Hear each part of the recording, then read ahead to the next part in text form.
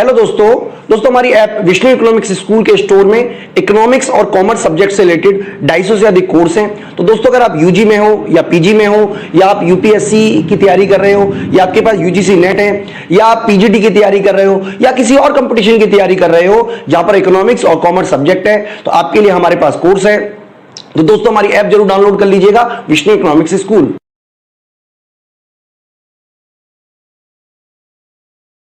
Hello everyone, welcome to today's session. I am Kajol and in this video we are going to discuss discharge of contract. तो अब इसके previous video में हम 4 ways of discharge of contract discuss कर चुके हैं और अब इस वीडियो में हम remaining 2 ways of discharge of contract discuss करेंगे. So let's get started. तो अब यहाँ पे 5th way of discharge of contract है discharge by operation of law.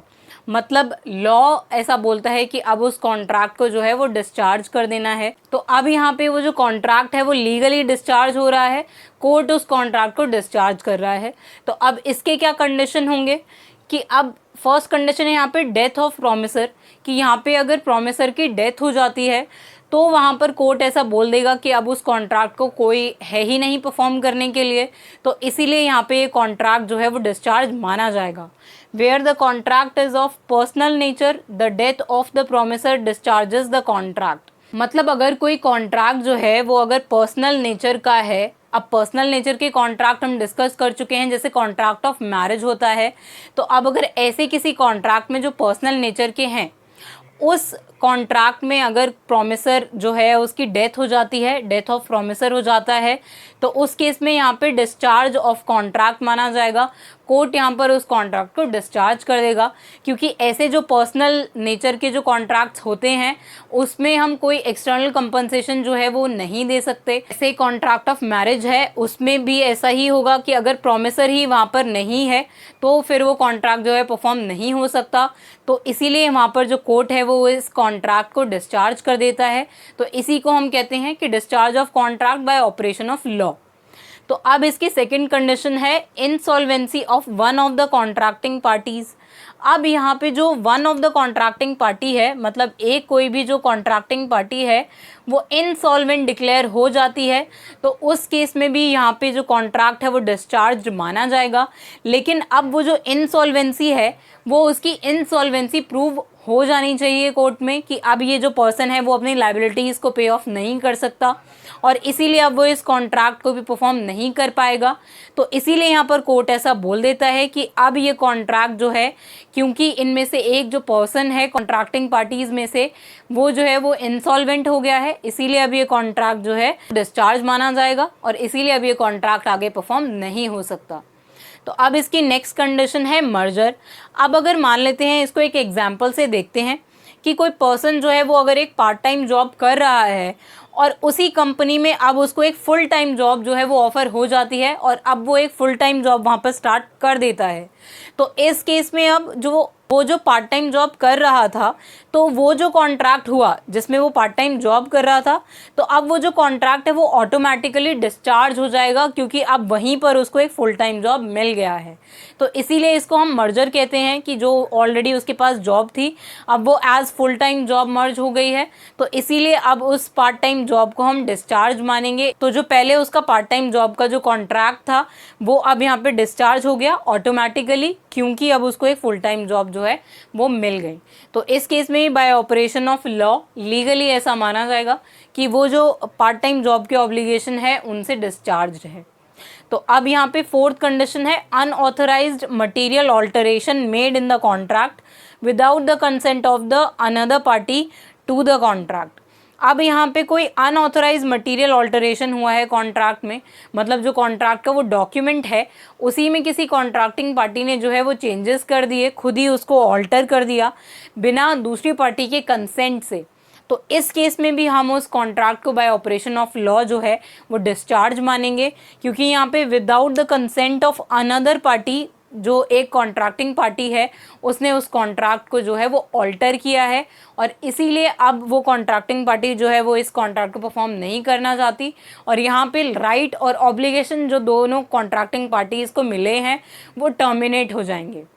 तो यही वेज हैं जिनमें discharge by operation of law हो सकता है कि जहां पर डेथ ऑफ प्रोमिसर हो जाता है, या insolvency of one of the contracting parties है, या फिर मर्जर के केस में, या फिर अनऑथराइज मटेरियल ऑल्टरेशन अगर कोई एक कॉन्ट्रैक्टिंग पार्टी कर देती है, तो अब उसमें जो कोर्ट है वो इस कॉन्ट्रैक्ट को जो है वो डिस्चार्ज मानता है।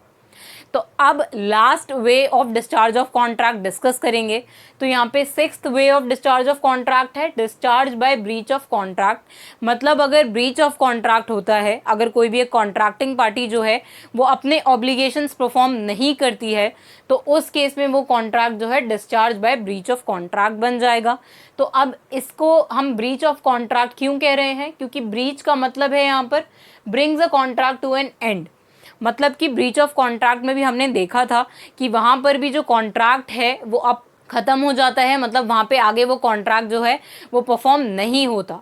तो इसीलिए यहाँ पर ब्रीच का मतलब हुआ brings a contract to an end, मतलब वहाँ पे भी कॉन्ट्रैक्ट जो है वो ख़त्म हो जाता है। और डिस्चार्ज में भी हमने यहाँ पर देखा कि यहाँ पर भी वो जो कॉन्ट्रैक्ट है वो एंड हो रहा है, तो इसीलिए यहाँ पर इसको बोला है कि discharge by breach of contract है यहाँ पर।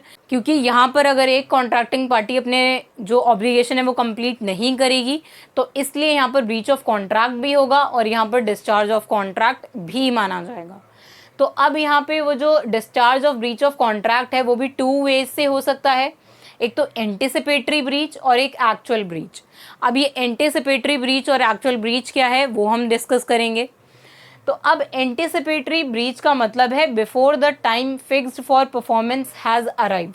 मतलब कि वो ब्रीच ऑफ कॉन्ट्रैक्ट हो गया है उससे पहले जिस टाइम पर वो कॉन्ट्रैक्ट जो है वो परफॉर्म होना था, मतलब उस कॉन्ट्रैक्ट की एक्चुअल परफॉर्मेंस की डेट से पहले ही वो कॉन्ट्रैक्ट जो है वो ब्रीच हो जाता है कि दूसरी पार्टी ऐसा मना कर देती है कि अब वो उस कॉन्ट्रैक्ट को परफॉर्म करना नहीं चाहती।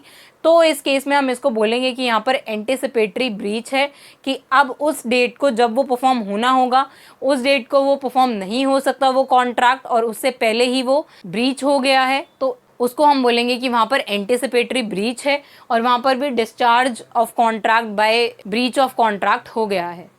तो अब यहाँ पे मान लेते हैं अगर 15 दिसंबर को कोई कॉन्ट्रैक्ट परफॉर्म होना था, लेकिन 24 दिसंबर को ही कोई एक कॉन्ट्रैक्टिंग पार्टी ऐसा बोल देती है कि अब उसे वो कॉन्ट्रैक्ट जो है वो परफॉर्म नहीं करना, और उसने ऐसा 25 दिसंबर से पहले ही कर दिया है, 24 दिसंबर को ही उसने ऐसा डिक्लेयर कर दिया है कि अब आगे वो उस कॉन्ट्रैक्ट को परफॉर्म करना नहीं चाहता। तो अब 25 दिसंबर को हम ऐसा बोलेंगे कि वो जो कॉन्ट्रैक्ट है वो एंटिसिपेटरी ब्रीच हुआ और यहाँ पे ये कॉन्ट्रैक्ट जो है वो डिस्चार्ज्ड माना जाएगा। और अब यहाँ पे एक्चुअल ब्रीच कैसे हो सकता है? एक्चुअल ब्रीच हम कहते हैं when the party fails to perform the contract at the time of execution. मतलब जब एग्जीक्यूशन का टाइम है, जब डिसाइड हुआ था परफॉर्मेंस, तब अगर दूसरी कॉन्ट्रैक्टिंग पार्टी ऐसा बोलती है कि वहाँ पर वो अपने ऑब्लिगेशन जो है वो परफॉर्म नहीं कर सकती, तो इसमें फिर एक्चुअल ब्रीच माना जाएगा कि उस डेट को, जिस डेट को वो कॉन्ट्रैक्ट जो है वो परफॉर्म होना था, उस डेट को दूसरी पार्टी ऐसा बोलती है कि वो अब अपने ऑब्लिगेशन जो हैं वो परफॉर्म नहीं कर सकती, तो इस डेट को हम ऐसा बोलेंगे कि यहाँ पर एक्चुअल ब्रीच ऑफ कॉन्ट्रैक्ट हुआ है।